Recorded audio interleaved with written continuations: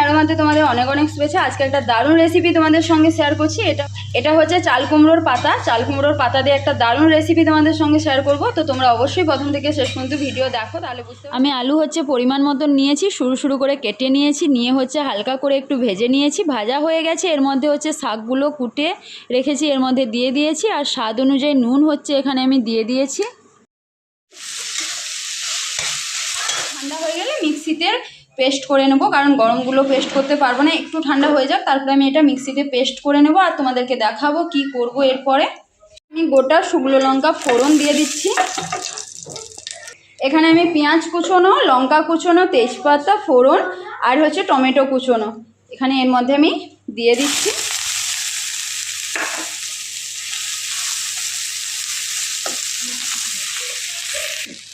এখানে আমি কালো জিরে ফোড়ন অল্প করে এর মধ্যে দিয়ে দিচ্ছি। দিয়ে এবার ভালো করে মশলা ভেজে নেব। পেস্ট করে নিয়ে এসেছি দেখো মিক্সিতে, এটা আমি এর মধ্যে এবার দিয়ে দেবো। বাবারে, এটা এইভাবে হবে না, চামচ দিয়ে নিতে হবে।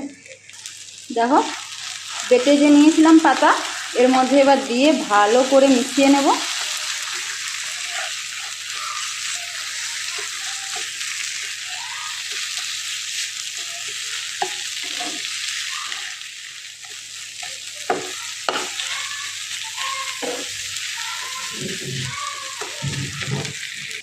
এর মধ্যে আমি নারকেল কুড়ো দিয়ে দিচ্ছি, অল্প করে একটু দিয়ে দিচ্ছি। তোমরা চাইলে নারকেল কুড়ো দিতেও পারো, না চাইলে নাও দিতে পারো।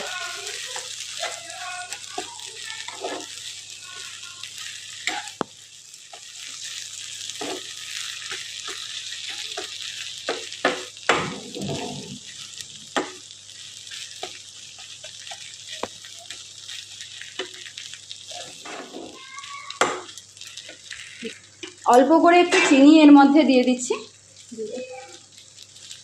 দিয়ে আবার মিশিয়ে নেব। এর মধ্যে আমি 1 চামচের মতন সরষের তেল দিয়ে দিচ্ছি।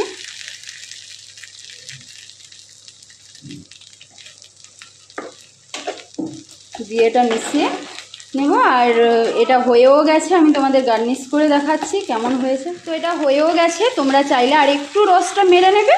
আমার মোটামুটি হয়ে গেছে, আমি তোমাদের গার্নিশ করে দেখাচ্ছি। দেখো খুব সুন্দরভাবে মিশিয়ে নিয়েছি। আমি নুন দেব না, আগেই কিন্তু পাতাতে নুন দিয়ে রেখেছি, এই জন্য আর নুনটা দেবই না। আমি স্বাদ অনুযায়ী তখনই নুনটা দিয়ে দিয়েছি। তো এটা হয়ে গেছে, আমি তোমাদের এবার দেখাচ্ছি গার্নিশ করে। দেখো এখানেই কত সুন্দর দেখতে এসছে। আমি গার্নিশ করে দিয়েছি, কেমন এসছে তোমরা দেখতেই পারছো। তো চাল কুমড়োর ভর্তা রেসিপি দেখতেই পাচ্ছ কেমন এসছে রেসিপি। যদি ভালো লাগে এই রেসিপি তাহলে অবশ্যই একটু লাইক করবে, শেয়ার করবে, সাবস্ক্রাইব করবে।